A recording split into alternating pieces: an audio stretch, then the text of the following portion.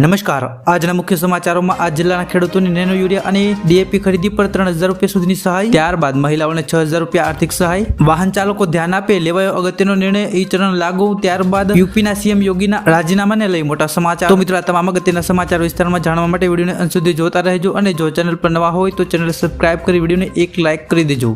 સૌપ્રથમના સમાચાર. ખેડૂતોને ખાતર ખરીદવા સહાય. ડીએપી ખાતરમાં મજબૂત વિકલ્પ એવું નેનો યુરિયા માટે રાજ્ય સરકાર દ્વારા ખેડૂતોને સહાય આપવામાં આવી રહી છે. રાજ્ય સરકાર દ્વારા AGR2 યોજનામાં તમામ ખેડૂતોની કુલ કિંમતના 50% લેખે પ્રતિ હેક્ટર ₹750ની મર્યાદામાં વધુમાં વધુ 4 હેક્ટર માટે ₹3000ની મર્યાદામાં નેનો ફર્ટિલાઇઝરની ખરીદી પર સહાય ઉપલબ્ધ કરવામાં આવી રહી છે. આ યોજનામાં અમરેલી જિલ્લાના ખેડૂતોને ખરીફ ઋતુમાં 72.10 લાખ અને રવિ ઋતુમાં 72.10 લાખ એમ કુલ ₹1,44,20,000 રૂપિયા જેટલી સહાય ચૂકવવામાં આવશે. જેથી ખેડૂતોને લાભ લેવા માટે ખેડૂતોને અનુરોધ કરવામાં આવ્યો છે. અમરેલી જિલ્લાના ખેડૂતોને નેનો ફર્ટિલાઇઝર સહાયથી મેળવવા માટે જિલ્લામાં તાલુકાની સંબંધિત વિસ્તરણ સંસ્થા ખાતે 8A આધાર કાર્ડ રજૂ કર્યાથી મેળવી શકાય છે. નેનો યુરિયા એ ભારત સરકારના ફર્ટિલાઇઝર કંટ્રોલ ઓર્ડર દ્વારા સૂચિત વિશ્વનું પ્રથમ નેનો ખાતર છે, જેના થકી છોડને નાઇટ્રોજન કે ફોસ્ફરસ જેવો તત્વો પ્રવાહી સ્વરૂપમાં સીધા છોડને ઉપલબ્ધ કરાવી શકાય છે. નેનો ફર્ટિલાઇઝર પોષક તત્વોથી સમૃદ્ધ જમીન, પાણી અને હવાના પ્રદૂષણને ઘટાડવામાં સમર્થ છે. ઉપરાંત નેનો ફર્ટિલાઇઝરનું પરિવહન અને જાળવણી ખર્ચ પણ ઓછો છે. સ્પ્રેના કારણે આ યુરિયા તેમજ ડીએપીનો સંતુલિત ઉપયોગ થાય છે, જેના પણ પર્યાવરણ માટે સારું છે અને નેનો ફર્ટિલાઇઝરના સંતુલિત ઉપયોગને કારણે છોડમાં રોગ અને જીવાતનું જોખમ નોંધપાત્ર રીતે ઘટાડી શકાય છે. આ ઉપરાંત તેનો ઉપયોગ અનાજ, કઠોળ, શાકભાજી, ફળ, ફૂલ સહિત અન્ય તમામ પાકોમાં ઉપયોગ કરી શકાય છે. ત્યારબાદના સમાચાર. ખેડૂતોએ વિવિધ સહાય યોજનાનો લાભ લેવા આઈ ખેડૂત પોર્ટલ મારફતે 15 ઓગસ્ટ સુધી અરજી કરવી. બાગાયતી ખેતી કરતા ખેડૂતો માટે તાજેતરમાં રાજ્ય સરકાર દ્વારા બાગાયત ખાતાની ગ્રો મોર ફ્રૂટ ક્રોપ ઝુંબેશ હાથ ધરવામાં આવી છે. આ ઝુંબેશ અંતર્ગત રાજ્યના બાગાયતદારો માટે ફળ પાક વાવેતરની વિવિધ યોજનામાં સહાયનો લાભ મેળવવા માટે આઈ ખેડૂત પોર્ટલ તારીખ 15/8/2024 સુધી ઓનલાઈન અરજીઓ કરવા માટે ખુલ્લું મૂકવામાં આવ્યું છે. બાગાયત ખાતાની ફળ પાક વાવેતર લગતી વિવિધ કાર્યરત યોજનાઓ પૈકી પપૈયાના વાવેતરમાં નાળિયેર વાવેતર વિસ્તાર, ટિશ્યુ કલ્ચર, ખારેક ખેતી, ફળ પાકો જેવા કે દ્રાક્ષ, કીવી, પેશન ફ્રૂટના વાવેતર, ફળપાક પ્લાસ્ટિંગ મટીરિયલ્સમાં તેમજ ઘનિષ્ઠ ખેતીની વાવેલ ફળપાક વાવેતર માટે વધુ ખેતી ખર્ચ સિવાયના ફળપાક વાવેતર, કમલમ એટલે કે ડ્રેગન ફ્રૂટના વાવેતર માટે, સરગવાની ખેતી માટે, આંબા તથા જામફળ ફળપાક ઉત્પાદકતા વધારવા માટે, કેળ, ટીશ્યુ વાવેતર, ફળપાક પ્લાસ્ટિંગ મટીરિયલ્સમાં. તો આ તમામ યોજનાઓમાં સહાય લાભ લેવા માટે વેબસાઇટ પર પોતાના ગામમાં ઈ-ગ્રામ સેન્ટર કે કોઈ ખાનગી ઇન્ટરનેટ ઉપરથી અથવા તો નાયબ બાગાયત નિયામક વલસાડ કચેરી ખાતે સવારના 11 કલાકથી સાંજના 5 કલાક દરમિયાન 7/12/8A ની નકલ, આધાર કાર્ડની નકલ, જાતિનો દાખલો, બેંક ખાતાની વિગતો સાથે લઈ સંબંધિત ઘટકમાં અરજી કરવાની રહેશે. અરજી કર્યા બાદ અરજીની પ્રિન્ટ જરૂરી સાધનિક કાગળો સાથે 10 દિવસમાં નાયક બાગાયત નિયામક કચેરી વલસાડ ખાતે અચૂક જમા કરવાની રહેશે. ત્યારબાદના સમાચાર. આ મહિલાઓને 6000 રૂપિયા આર્થિક સહાય. સરકાર દેશના દરેક વર્ગને ધ્યાનમાં રાખીને યોજનાઓ ચલાવે છે. આવી જ એક યોજના વિશે અહીં વાત કરવાના છીએ, જે અંતર્ગત પાત્ર મહિલાઓને 6000 રૂપિયા આપવામાં આવે છે. તમને જણાવી દઈએ કે સરકારે ગરીબ મહિલાઓને આત્મનિર્ભર બનાવવા માટે અને દેશમાંથી કુપોષણ દૂર કરવા માટે આ યોજના શરૂ કરી છે, જેમાં જોડાઈને આજે લાખો મહિલાઓ આત્મનિર્ભર બની રહી છે. પરંતુ માહિતીના અભાવે આ યોજના ધૂળ ખાતી જોવા મળી રહી છે.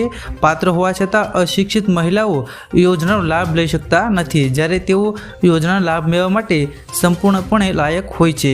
તો આવો જાણીએ પ્રધાનમંત્રી માતૃત્વ વંદના યોજના વિશે. ફક્ત તે મહિલાઓ જ માટે બનાવવામાં આવી છે. આ યોજના જેઓ સામાજિક અને આર્થિક રીતે પછાત છે.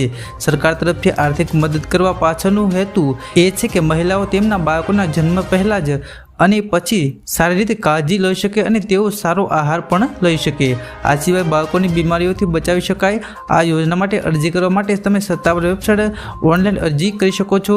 આ ઉપરાંત તમે આંગણવાડી કેન્દ્રની મુલાકાત લઈને પણ આ યોજનામાં અરજી કરી શકો છો. તમે આશા વર્કર પાસેથી પણ મદદ લઈ શકો છો. યોજનાનો લાભ મેળવવા માટે ઉંમર ઓછામાં ઓછી 19 વર્ષની હોવી જરૂરી છે. ઉપરાંત કોઈ પણ સ્ત્રોતમાંથી લાભાર્થી મહિલાઓની આર્થિક આવક 2 લાખ રૂપિયાથી વધુ ન હોવી જોઈએ. ઉપરાંત માત્ર ગર્ભવતી મહિલાઓને જ આ યોજનાનો લાભ આપવામાં આવે છે. તમને જણાવી દઈએ કે આ યોજના કુપોષિત બાળકોના જન્મની સમસ્યાને ધ્યાનમાં રાખીને શરૂ કરવામાં આવી હતી.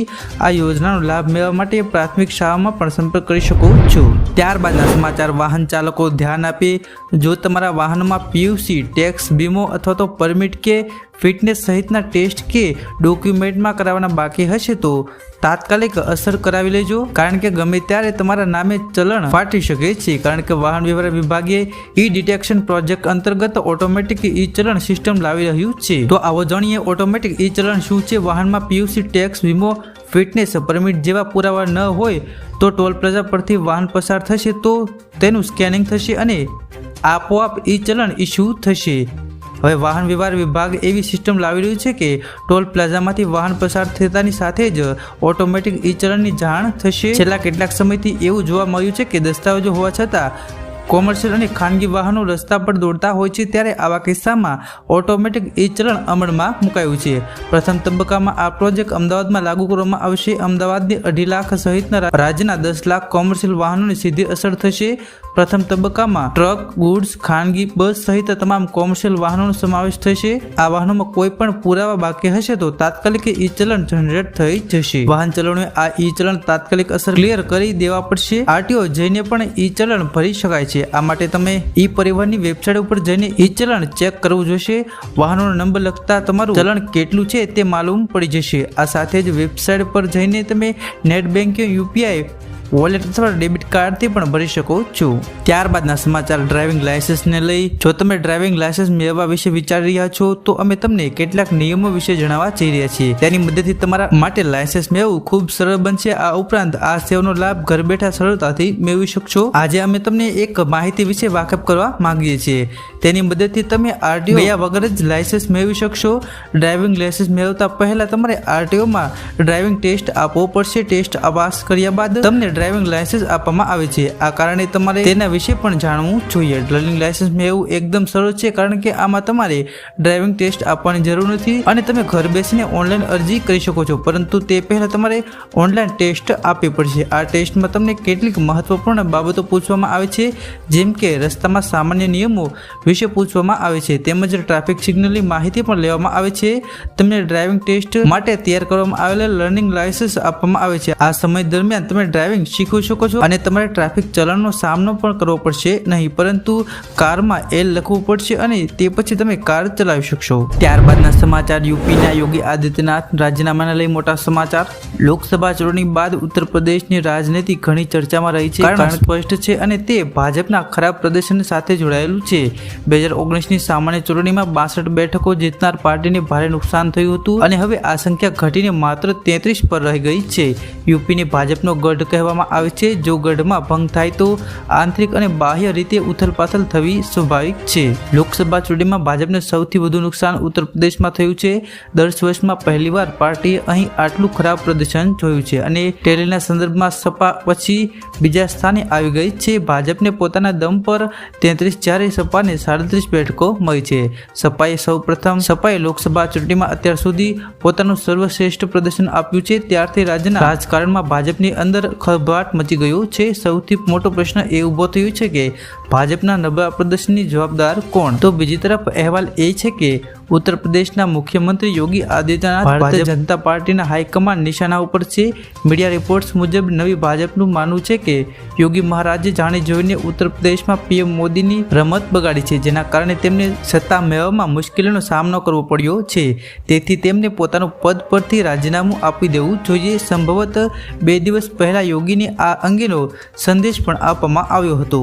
ઉત્તર પ્રદેશના રાજકીય વર્તુળમાં આજકાલ વિવિધ પ્રકારની અટકળો ચાલુ છે, જેમાં મુખ્યમંત્રી યોગીના રાજીનામાની પણ ચર્ચા ચાલી રહી છે. આ માટે તેમને આદેશ મળ્યો હોવાની ચર્ચા છે. જોકે યોગી કેમ્પ તરફથી પણ વધતો પ્રહાર ચાલુ છે. એવી દલીલ કરવામાં આવી રહી છે કે જ્યારે તમામ નિર્ણયો કેન્દ્રમાં બેઠેલા 2 લોકો દ્વારા લેવામાં આવ્યો છે, દરેક ટિકિટની ત્યાંથી નક્કી કરવામાં આવી છે. મુદ્દાઓ અને ચૂંટણી પ્રચારની રૂપરેખા અને કાર્યક્રમો નક્કી કરવામાં આવ્યા છે. એટલું જ નહીં, યોગીજીની યાદીની અવગણીને ઉમેદવારોની પસંદગી કરવામાં આવી તો પછી હાર માટે યોગી કેવી રીતે જવાબદાર છે? રાજ્યની સરકારે ખેડૂતોની લોન માફ કરી છે. 18 જુલાઈ સુધીમાં તમામ ચૂકવણી કરવામાં આવશે. તેલંગાણાના મુખ્યમંત્રી રેવંત રેડ્ડીએ 1 લાખ રૂપિયા સુધીની કૃષિ લોન માફ કરવાની જાહેરાત કરી છે. તેલંગાણાના સીએમએ જણાવ્યું હતું કે બેંકોને સૂચના આપવામાં આવી છે કે ખેડૂતો દ્વારા લેવામાં આવેલી લોન 18 જુલાઈ 2024 સુધીમાં ચૂકવવામાં આવશે. સરકારે ભારપૂર્વક જણાવ્યું હતું કે લોન માફી માટે માટે સરકારે જાહેર કરેલી રકમ અન્ય ખાતામાં જમા કરવા બદલે બેન્કરો સામે કડક કાર્યવાહી કરવામાં આવશે. તેલંગાણામાં સરકારના મંત્રીઓ, ધારાસભ્યો અને એમએલસી મંગળવારના રોજ લોન માફીનો લાભ મેળવનાર ખેડૂતો સાથેના એક કાર્યક્રમમાં હાજરી આપશે. અગાઉ તેલંગાણામાં સરકારે 2 લાખ રૂપિયા સુધીની પાક લોન માફ કરવાનો પણ નિર્દેશ આપ્યો હતો. રાજ્ય સરકાર દ્વારા જારી કરવામાં આવેલી માર્ગદર્શિકા અનુસાર 12 ડિસેમ્બર 2018ના રોજ અથવા તે પછી આપવામાં આવેલી કૃષિ લોન માફ કરવાની હતી, જે 9 ડિસેમ્બર 2023 સુધીમાં ચૂકવવાની હતી. તેની પ્રક્રિયા ગુરુવારથી શરૂ થશે અને 15 ઓગસ્ટ સુધી પૂર્ણ કરવામાં આવશે.